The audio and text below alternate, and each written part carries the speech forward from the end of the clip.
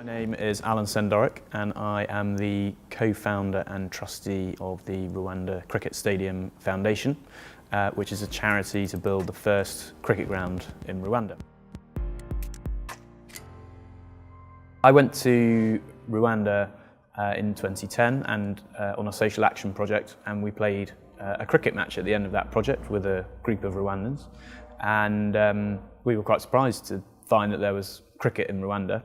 But many people who had been living in exile before the genocide in 1994 in cricket-playing English-speaking countries like Kenya and Uganda returned to Rwanda after the genocide, and they brought cricket back with them. We've raised nearly £1 million, which is our target, and the construction of the ground, the wicket is nearly complete, and we'll soon be constructing a pavilion and sort of ancillary buildings to go with it.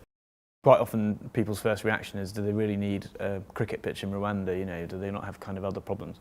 Now, as a country, Rwanda actually works relatively well, particularly given next to the neighbours that it has in the region, and it's a largely agricultural country. They have a small but growing private sector economy in Kigali.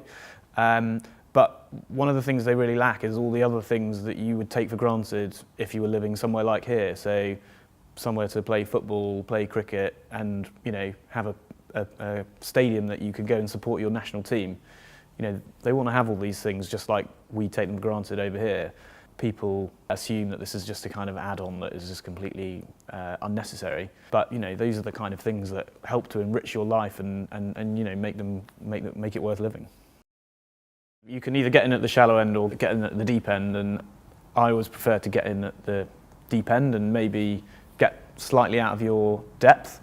But humans are quite resilient, and you tend to find that actually you can overcome problems which might initially seem insurmountable. So there have been some technological advances which have really made it much easier for this kind of project to work compared to, say, 5 or 10 years ago. So obviously our 2 employees are based in Kigali in Rwanda, and even 10 years ago, it probably would have been quite expensive to be phoning them all the time or what have you. We can now have board meetings by Skype, we can be on WhatsApp, so it's kind of like as if they're around the corner as opposed to 1,000 miles away in Africa.